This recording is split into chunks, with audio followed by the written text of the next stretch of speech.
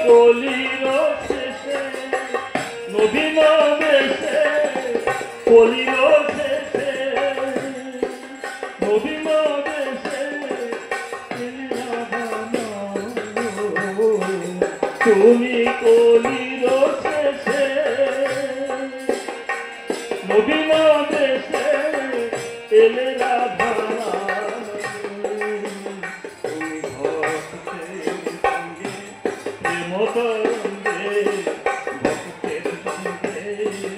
প্রেমতরঙ্গে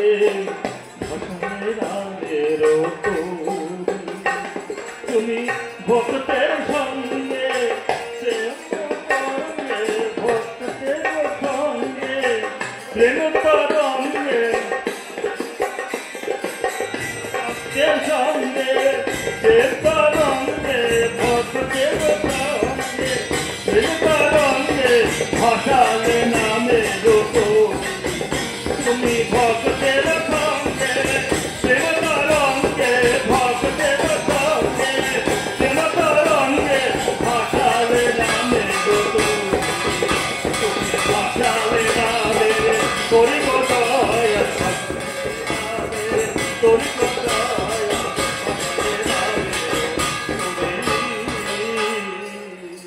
এসো শ্রী অনুকূল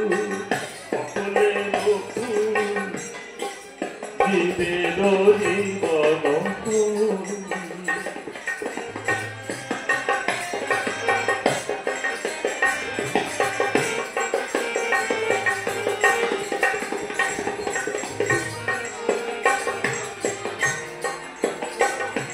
আমি করিব পূজন পুরানা চরণ রাখিব হৃদয়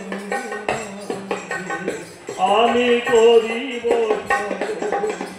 পুরানা চরণ রাখিব হৃদয় আমি করিব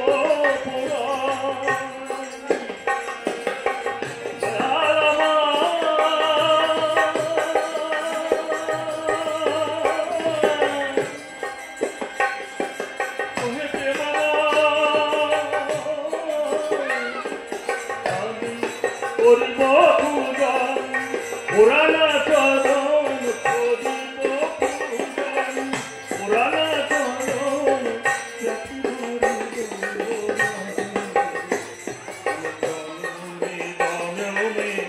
ঘুমেছি ভুবনে জনমে জনমে ঘুমেছি ভুবনে আমি জনমে জনমে ভুবনে পুরানা চরণ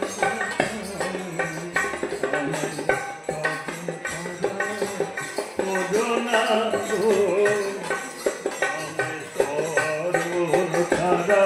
করোনা গো আমি ওই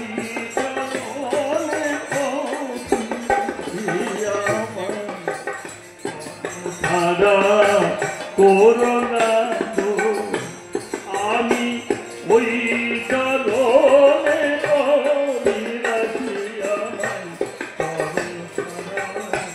করোনা গো আমার চরণ সারা করোনা করোনা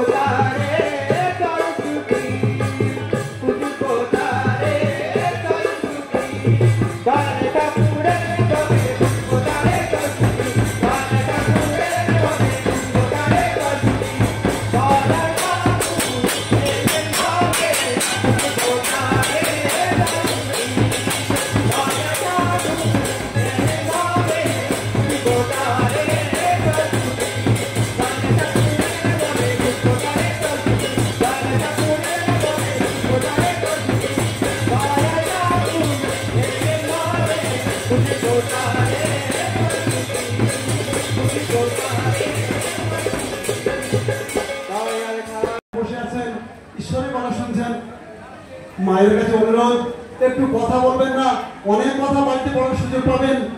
এই যে এসছেন দুটো কথা শুনে যান, তার গুণকীর্তন শুনে যান। এই যে শুধু এলাম আর একটু প্রসাদ পেলাম বাড়ি চলে গেলাম, কি হবে? আমরা তো বাড়িতেও তো খেয়ে থাকি, শুধু আসা যাওয়া সার হবে। যদি এসে প্রভুর গুণকীর্তন না শুনি, তার থেকে যদি তার অমৃত বাণী, তার অমৃত কথা যদি আমরা নিজের জীবনে কিছু না লাগাই, তাহলে শুধু আসা যাওয়াই সার হবে। এই জন্যে আমরা এসছি, তার কথা শুনবো, তার কাজ করব, তার গুণকীর্তন করব। আরো এই যে আমরা প্রসাদ পাচ্ছি, প্রসাদের মহত্বটা, আমরা প্রসাদ কাকে কেন বলছি যে প্রসাদ পাচ্ছি? আমরা তো দোকানে গেলে হাজারো ফল খুঁজে পাই, মিষ্টি দোকানে গেলে হাজারো মিষ্টি খুঁজে পাই। এই যে ডালিয়া তো আমরা বাড়িতেও করে খেতে পারি, তখন তো সেটা প্রসাদ হয় না। কিন্তু আজকাল এটা প্রসাদ। যখন আমরা ভক্তের দ্বারে দ্বারে গিয়ে তার উদ্দেশ্যে যখন আমরা সেগুলোকে নিয়ে আসি ভিক্ষা করে এবং প্রভুর চরণে যখন নিবেদন করি, তখন তো সেটাই প্রসাদের পরিণত হয়।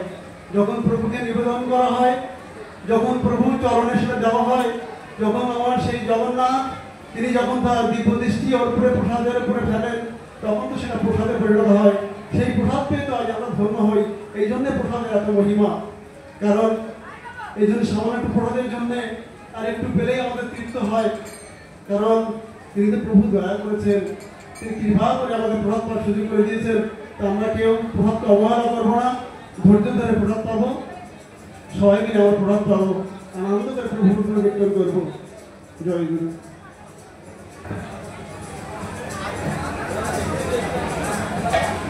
হ্যালো,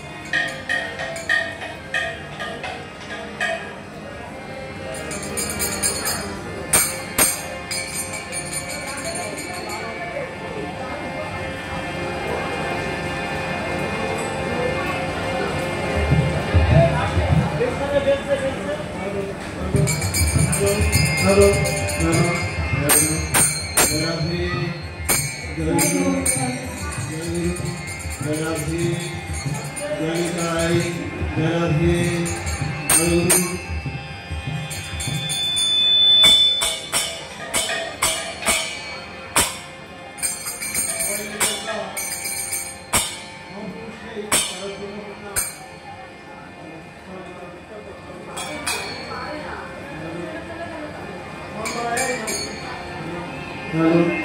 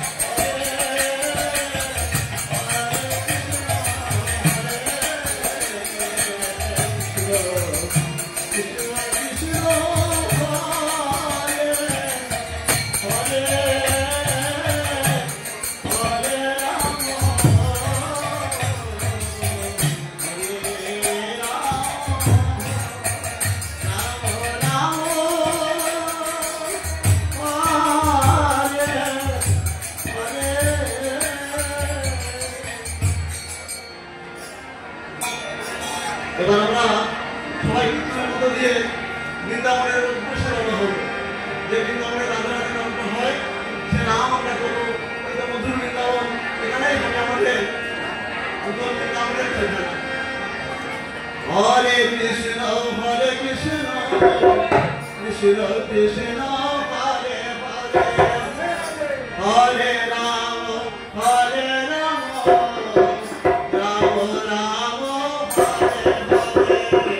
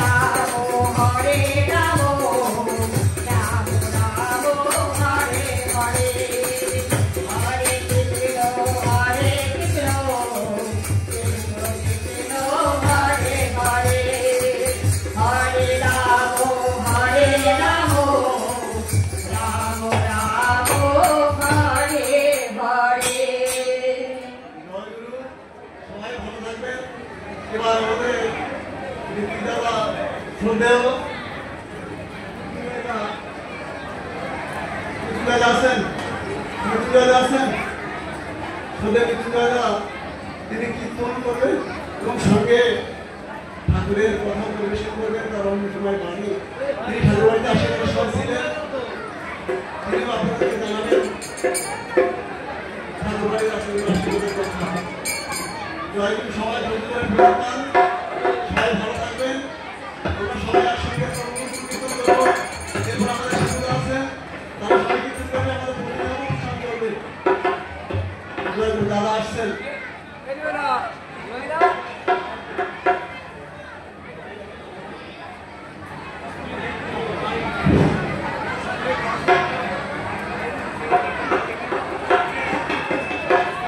আমি ভূমিকা সবসময় শ্রীমন্দিরের পক্ষ থেকে এইমাত্র যারা তারা জন্য নাম সংযুক্ত করবেন আমাদের এতক্ষণ নাচের আপন্দ যে হরিনাম সংকীর্তন হলো, আমরা তাদের আসলে অভিনন্দন জানাচ্ছি। হরিনাম হরিনাম কথাটার মানে আমাদের বুঝতে হবে। ঠাকুর অনুকূলচন্দ্র বলেছিলেন হরি কথাটার মানে য হরয়তি স হরি, যিনি আমার মনের পাপ তাপ আবর্জনা জ্বালা যন্ত্রণা যিনি হরণ করে নিতে পারেন তিনি সেই হরি। সেই হরি যুগে যুগে এই ধরনের ধরিতে আবির্ভূত হন। সেই তিনি আবির্ভূত হয়ে তিনি আমাদের নাম দেন, অমৃত নাম দেন। সেই অমৃত নাম যদি আমরা জপ করি তাহলে জগতের যত দুঃখ কষ্ট জ্বালা যন্ত্রণা হাত থেকে আমরা রক্ষা পাই। তাই রায়ের নরবাসী হরি নাম নিয়ে যা, প্রেম নিয়ে যা, রায়ের নরবাসী হরি নাম নিয়ে যা, প্রেম নিয়ে যা, রায়ের নরবাসী হরি নাম নিয়ে যা,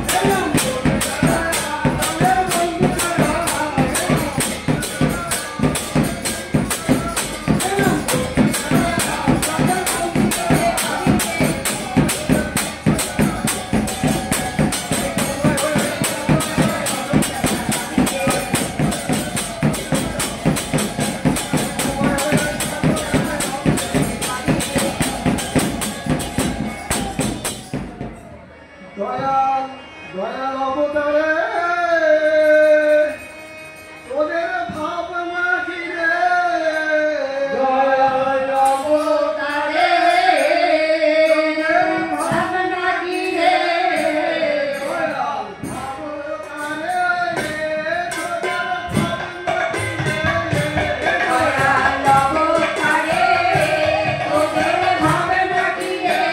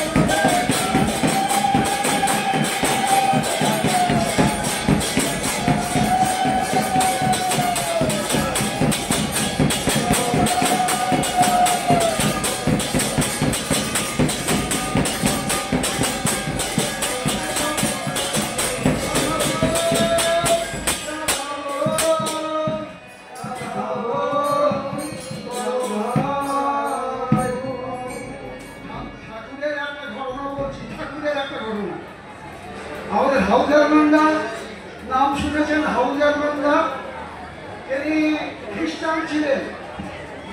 তিনি যখন ঠাকুরের দীক্ষা গ্রহণ করলেন তখন হাউজার নন্দাকে বলা হয়েছিল, আপনি তো যীশু খ্রিস্টের ভক্ত, আপনি ঠাকুরের মধ্যে কি পেলেন যে ঠাকুরের দীক্ষা গ্রহণ করলেন? তখন হাউজার নাম বলেছিলেন, আমি ঠাকুরের সাথে সঙ্গ করে আমি যেটা পেয়েছি, লাভ লাভ অল এমব্রেসিং লাভ। ঠাকুরের মধ্যে সেই প্রেম, ভগবান যিশুর যে প্রেম, শ্রী চৈতন্যের যে প্রেম, সেই প্রেম আমি দেখেছি। আমি সেই শ্রী চৈতন্যের প্রেম আমি দেখেছি, যীশু খ্রিস্টের প্রেম দেখেছি। আপনি তো খ্রিস্টিয়ান, আপনি কি হিন্দু হয়ে গেলেন?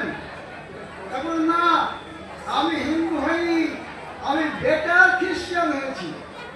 ঠাকুর বলেছেন, there is no difference between true Hindus, true Muslim, true Christian, true Vaishnav. একজন খাঁটি বৈষ্ণব, একজন খাঁটি হিন্দু, একজন খাঁটি মুসলমান, তার মধ্যে কোনো ভেদাভেদ নেই যদি খাঁটি হয়। তাহলে আপনি কি ইষ্টভীতি করেন? হ্যাঁ, আমি ইষ্টভীতি করি। কেন করেন? করি এই কারণে, আমরা যাকে ভালোবাসি তার জন্য আমরা কিছু দেই। লাভ অফারিং, যেখানেই লাভার সেখানেই লাভ অফারিং থাকে। প্রেমিক যিনি, তার জন্য আমরা কিছু দেই। আর ইষ্টভীতি হলো তাই। আপনি নিরামিষ খান? হ্যাঁ, আমি নিরামিষ খাই। কেন খান? আমি মাইন্ড কন্ট্রোল করতে গেলে ডায়েট কন্ট্রোল দরকার। তাই ডায়েট কন্ট্রোল না হলে মাইন্ড কন্ট্রোল হয় না। তাই আমি নিরামিষ আহার করি। শ্রী চৈতন্যদেব তিনি নিরামিষ আহার করতেন। শুধু তাই না, তিনি বলেছেন, বিষয়ীর অন্ন খাইলে দুষ্ট হয় মন, মন দুষ্ট না হইলে হয় শ্রীকৃষ্ণ ভজন। তাহলে আমি যদি খাঁটি বৈষ্ণব হই, আমি যদি নিরামিষ আহার করবো, আমিষ আহার করবো, শ্রী চৈতন্যকে ডাকবো, গৌরাঙ্গকে ভালোবাসবো তো হবে না। তাহলে নিরামিষ আহার করতে হবে, তার জন্য জীবন উৎসর্গ করতে হবে, তাহলে জীবন সার্থক হবে। আজকে যে এই প্রবল বর্ষণ, এই যে দুর্যোগ, মহাপ্রভু বলেছিলেন, দুর্যোগপূর্ণ দিন তবু নহে দুর্দিন। যেদিন কৃষ্ণ ভজন না হয় সেদিন দুর্দিন। আজকে যে কৃষ্ণ ভজন হচ্ছে, আজকে ঠাকুর ভজন হচ্ছে, ঠাকুর বন্দনা হচ্ছে, আজকে দুর্দিন না, এটা সুদিন। যে মুহূর্তে আমরা ঠাকুরকে ডাকি সেটাই আমরা সুদিন। এই সুদিনের এই লগ্নে আমরা উপস্থিত হয়েছি, জীবন আমাদের ধন্য। আর একটা ঠাকুরের ঘটনাটা বলছি। বীরেন পান্ডা বলে ঠাকুরের একজন ভক্ত, তিনি ঠাকুরের দীক্ষা গ্রহণ করেছিলেন। তাই বীরেন পান্ডাদার বাবা খুব রেগে গিয়েছিলেন। রেগে গিয়ে বলেছেন, আমরা বৈষ্ণব, তুই ঠাকুরের দীক্ষা নিয়েছিস কেন? তোকে ত্যাজ্য পুত্র করবো, তোর মুখ দর্শন করবো না। তখন বীরেন পান্ডা কাঁদতে কাঁদতে ঠাকুরের কাছে গিয়ে বলে, ঠাকুর, আমি সৎসঙ্গে দীক্ষা নিয়েছি, আমার বাবা গোড়া বৈষ্ণব, আমার বাবা বলেছে আমাকে ত্যাজ্য পুত্র করবে, আমার মুখ দর্শন করবে না। ঠাকুর বলছেন, একটা কাজ কর, তুই যখন ইষ্টভীতি করবি, ইষ্টভীতি করার পরে প্রতিদিন বাবা তো শুয়ে থাকে, বাবার মাথার কাছে একটা ফল রাখবি, কোনোদিন কোনো বাচ্চা রাখবি, কোনোদিন মিষ্টি রাখবি, আর কিছু করতে হবে না, এইগুলো করবি। এই বছর তাই করে। এইবার বীরেন পান্ডাদার বাবা সকালে উঠে দেখে এইসব ফল মিষ্টি এগুলো খেয়ে রেখেছে এই বীরের এদিকায়। আমার ঠাকুর বলে দিয়েছেন তাই আমি রাখি। তোর ঠাকুর বলে দিয়েছেন, তোর ঠাকুরের আমি দেখতে চাই, তোর ঠাকুরকে দর্শন করতে চাই। বাবা চলো, আগামীকালই চলো, তোমাকে ঠাকুর দর্শন করো। আগামীকাল বাবাকে নিয়ে টিকিট কেটে দেওঘরের দিকে যাত্রা শুরু করলেন। বীরেন পান্ডাদার বাবা যখন ঠাকুরের কাছে সে প্রণাম করতে যাবেন, তখন তিনি দেখলেন ঠাকুর না, স্বয়ং গৌরাঙ্গ মূর্তিতে ঠাকুর অনুকূলচন্দ্র বসে আছেন এবং তিনি সেখানে লুটিয়ে পড়লেন। ঠাকুর, আমি ভুল করেছি ঠাকুর, আপনি আমাকে ক্ষমা করুন, আপনি আমাকে দীক্ষা দিন। দীক্ষা গ্রহণ করেছিলেন। তাই যুগে যুগে সেই কৃষ্ণ যদা যদাই ধর্মস্য গ্লানির্ভবতি ভারত অভ্যুত্থানম ধর্মস্য তদাত্মানম সৃজমহং পরিত্রাণায় সাধূনাং বিনাশায় চ দুষ্কৃতাং ধর্ম সংস্থাপনার্থায় সম্ভবামি যুগে যুগে। তিনি যুগে যুগে এই ধরনের ধরিতে আবির্ভূত হন। সেই রাম, কৃষ্ণ, বুদ্ধ, যিশু, মোহাম্মদ, চৈতন্য, রামকৃষ্ণ ঠাকুর অনুকূলচন্দ্র রূপে এই যুগে আবির্ভূত হয়েছে। আমরা যদি এই ঠাকুর অনুকূলচন্দ্র বর্তমানে পুরুষোত্তম তাকে যদি গ্রহণ না করি, আমাদের জীবন সুন্দর হবে না, কর্মপালন হবে না। তাই আমি সকলের মঙ্গল প্রার্থনা করি, প্রিয় কর্মেরা তুমি চলবে, আপনার জীবন সুন্দর হোক, সার্থক হোক। জয় গুরু।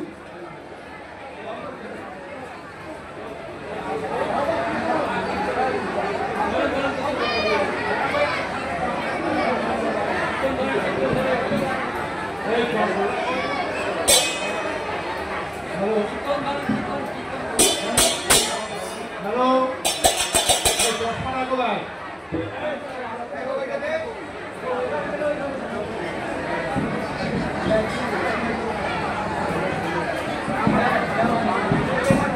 এটা একটা চশমা পাওয়া গেছে, চশমা পাওয়া গেছে, এই যে দেখাচ্ছি, যার চশমা হারিয়েছে নিয়ে যাবে। কই কার চশমা?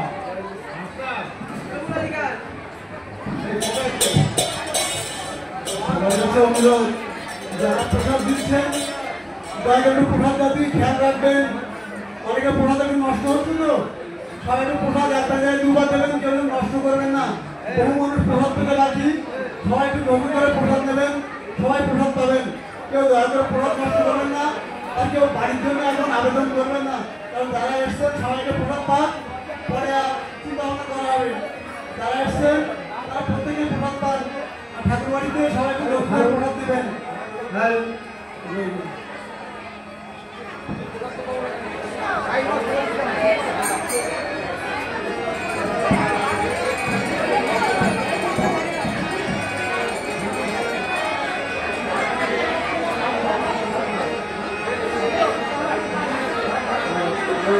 জয় গুরু। শ্রী ভগবান কলি শেষে এসেছে, শ্রী ভগবান কলি শেষে এসেছে, শ্রী ভগবান কলি শেষে এসেছে, শ্রী ভগবান কলি